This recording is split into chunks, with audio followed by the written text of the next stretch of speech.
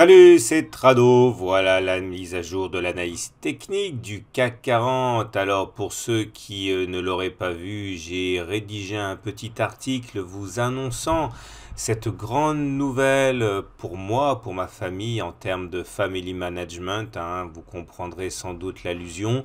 Je vous invite à regarder l'article un petit peu plus bas. Et on va commencer tout de suite avec le CAC 40 en données mensuelles qui, pour l'instant, se retrouve toujours dans une forme qu'on peut qualifier d'éclatante, hein, puisque la tendance est fortement haussière, soutenue que nous sommes par un nuage qui monte dans un canal ascendant, avec en support la M7, la Tenkan, la M20, la Kijun, et puis après avoir cassé cette oblique descendante de très long terme. Vous l'aurez compris, pour l'instant, malgré tout ce qui pourrait se produire sur les unités courtes, la tendance est résolument haussière. Par contre, sur les données hebdomadaires, même si la tendance est haussière, on peut avoir une idée du scénario qui se dessine. Commençons déjà par dédramatiser la situation. Nuage croissant, M20 croissante, soutenu par la M7, la Tenkan et la Kijun. Jusqu'à là, tout va bien. On a même toujours la possibilité, hein, c'est pas à écarter, de venir clôturer au-dessus de la Bollinger supérieure, hein, c'est-à-dire au-dessus de cette courbe mauve, puisque je vous rappelle que lorsque l'on sort et que l'on clôture au-dessus des bandes de Bollinger, comme c'était le cas ici, on a plus d'une chance sur deux de clôturer à nouveau au-dessus de la Bollinger supérieure, comme cela s'est produit là. Ok, donc il ne serait pas complètement délirant d'envisager un rebond massif avant vendredi. Toujours est-il que ce n'est peut-être pas ce qui est en train de se produire, car je vous rappelle que lorsque l'on clôture à l'intérieur des bandes de Bollinger, après que l'on s'en soit extrait, les statistiques disent que l'on va faire contact avec la M7 qui est donc là.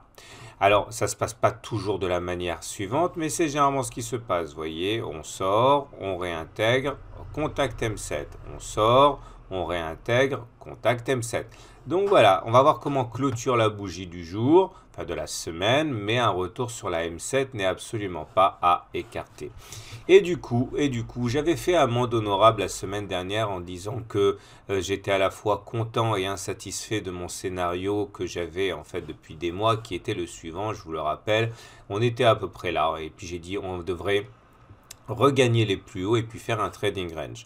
Et les plus hauts ont été ralliés, effectivement. Bon, ça, c'était la partie satisfaisante. Mais la partie insatisfaisante, c'est que il semblait bien que l'on ne veuille pas faire de trading range, car les marchés étaient euphoriques. Et bien, peut-être que on va pouvoir déterrer ce scénario. Pour l'instant, c'est beaucoup trop tôt, hein. Je vous rappelle qu'on pourrait tout à fait rebondir sur la M7 et repartir de l'avant. On verra. Mais en tout cas, peut-être que finalement, ce scénario du trading range va se réaliser, même si a priori il est trop tôt pour en discuter.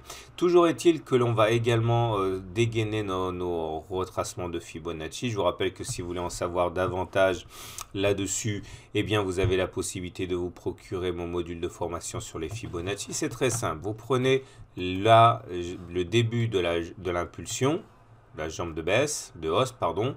Vous prenez le plus haut de la jambe de hausse. Vous le je me suis trompé, c'est ici. Vous le tirez comme ça. Et vous savez que chacun des niveaux de retracement de Fibonacci est à la fois un objectif et un support. Qu'est-ce qui fait la différence entre les deux? Ben voilà, c'est que l'on rebondit ou pas. Tant que l'on casse les niveaux de Fibonacci, on peut envisager d'aller visiter le suivant. Mais en tout cas, vous l'aurez compris, si le mouvement en cours se pérennise, c'est rendez-vous sur les 5408. Regardons maintenant l'unité de temps journalière et précisons avant toute chose quelle a été l'ambiance générale de la séance. Alors, on a eu d'abord un décrochage massif, hein, qui a été dû au fait que de plus en plus de spécialistes, d'analystes, d'intervenants, d'observateurs et autres spécialistes, hein, considèrent que le retard aux US quant à la mise en place de la fameuse réforme phénoménale de M. Trump, eh bien, va finir par décontenancer les opérateurs. On devait déjà avoir des éléments et finalement on n'a rien du tout. Et l'idée que la réforme soit repoussée à l'année prochaine, effectivement, n'est pas une nouvelle pour ceux qui ont joué le Trump Trade, c'est-à-dire la hausse consécutive globalement à l'avènement de M. Trump. Ça a été pour la mauvaise nouvelle. Et également une bonne nouvelle puisqu'on a eu des chiffres du pétrole assez encourageants puisque les stocks ont monté beaucoup plus que prévu et donc du coup ça a fait baisser le pétrole et donc soutenu les valeurs qui ont besoin de pétrole puisque ça réduit leur coût de production. Techniquement, voilà ce que ça a donné. On avait expliqué hier qu'il y avait des signes annonciateurs d'un accès de faiblesse. 1. Le fait qu'on ait cassé la M7, 2. Le fait qu'on ait cassé le trading range, 3. Le fait qu'on ait cassé les 23,6% de Fibonacci et qu'on n'avait pas réussi à rebondir comme la fois précédente. Et je disais hier qu'on avait de fortes chances d'aller chercher le niveau suivant de Fibonacci, à savoir les 38,2%, et qu'au-delà de combler le gap, il fallait voir comment on allait finir la séance. Et regardez, c'est vraiment fascinant puisque tout est là sous vos yeux pour jeter le trouble.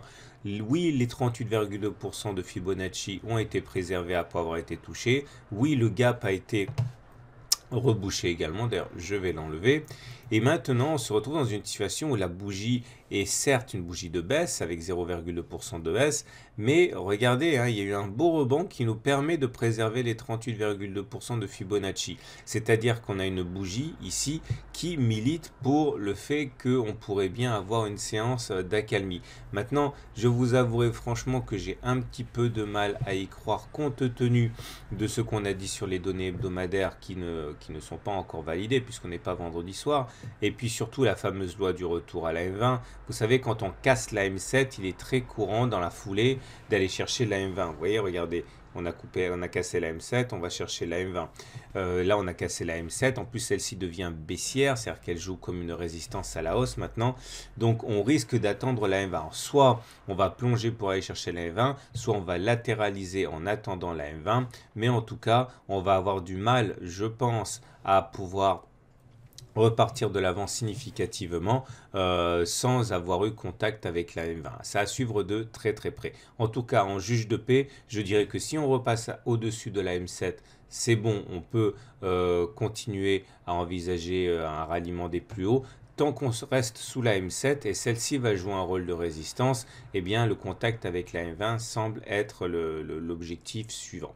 Regardez également le fait que voilà, le nuage est croissant, la M20 est croissante, la Kijun est croissante. Donc pour l'instant, la tendance journalière est toujours haussière. Mais qu'en sera-t-il lorsque l'on aura atteint sur l'hebdomadaire éventuellement le niveau prémentionné, à savoir à 5408? Ça nous donnerait une bougie journalière à peu près ici. Bon, ça serait pas la mort. On pourrait même envisager d'aller à 5400 sans que la M20 devienne décroissante. En tout cas, le nuage resterait croissant sur ces niveaux. On verra à ce moment-là comment ça se présente. Mais bon, pour l'instant, le retour sur la M20 reste le scénario privilégié tant qu'on n'arrive pas à repasser au-dessus de la M7. Également, les indicateurs techniques, comme d'habitude. Quelque chose de neuf, c'est que le MACD a croisé son signal à la baisse. Alors, un MACD qui croise le signal à la baisse, c'est un signal faible, c'est pas un signal fort, mais bon, c'est un élément de plus qui milite pour la prudence. La dernière fois que ça s'est produit, c'était là. Bon, ça n'a pas donné une baisse, mais ça a donné une latéralisation. Surtout que je considère que le MACD ne produit des effets positifs ou négatifs que lorsque le momentum va dans le même sens. Clairement, le momentum est toujours au-dessus de 0, c'est-à-dire que les acheteurs tiennent toujours le marché, au même titre que le RSI au-dessus de 50, on est à 59. Donc pour l'instant, le MACD ne peut pas produire ses effets. Vous rappellerez également que ça peut vous servir dans vos analyses techniques, que hier, je disais que lorsque le RSI sortait de la zone de surachat et qu'il passait en dessous de 70, c'était un signal baissier faible. Donc voilà, on paye aussi pour tout ça. Mais bon, ne soyons pas trop alarmistes. On rebondit pour l'instant. Et 2, ça ne change pas la tendance de fond. Regardons maintenant ce que le DAX a à nous proposer? Eh bien, une bougie à l'équilibre, hein, 0,02% en clôture. Franchement, il n'y a pas de quoi avoir peur. Le gap n'a même pas été sollicité, hein. C'est simplement la vue, l'approche de ce gap qui a permis le rebond. Donc pour l'instant, pas grand-chose à se mettre sous la dent. Certes, l'avalement baissier a produit ses effets en ce sens qu'on a fait un plus bas, mais au bout du bout, on est à l'équilibre. Il n'y a franchement pas de quoi paniquer pour l'instant. Et c'est sur le Belvin que la progression est la plus intéressante, hein, puisque vous voyez, regardez ce magnifique doji. On a eu une attaque baissière qui nous a amené à casser l'AM20, la Kijun, mais finalement on a rebondi en même temps que les autres marchés pour venir mourir au contact de l'AM20. Tous les espoirs sont permis et le fait qu'on ait un gap ici ne nous permet pas pour l'instant de juger de ce qui va se passer. S'il est comblé rapidement, ça voudra dire que c'est un gap commun et normalement on devrait faire un trading range, on devrait latéraliser. Par contre, si on a du mal à le combler et qu'on continue à baisser demain, il risque de s'agir alors d'un gap de cassure, hein, et là effectivement, hein, de rupture, et là ça serait plus dangereux, surtout que se dessine eh bien, le spectre d'un biseau un biseau ascendant dont vous savez qu'il se casse généralement par le bas et qui annonce, hein, qui peut annoncer une fin de tendance. On suivra ça de très près.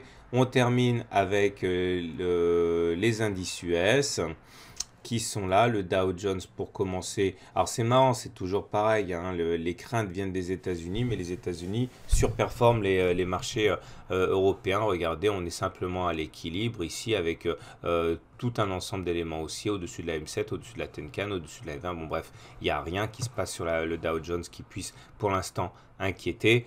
Et sur le SP500, comme vous pouvez le voir, on vient de rebondir sur la M7. On est également à l'équilibre avec 0,04% de baisse. Autrement dit, il n'y a absolument pas péril en la demeure. Certains pourront s'émouvoir, s'alarmer de la présence de ce qui pourrait bien apparaître à terme comme un biseau ascendant. Et je vous rappelle que les biseaux ascendants se cassent plus souvent par le bas que par le haut.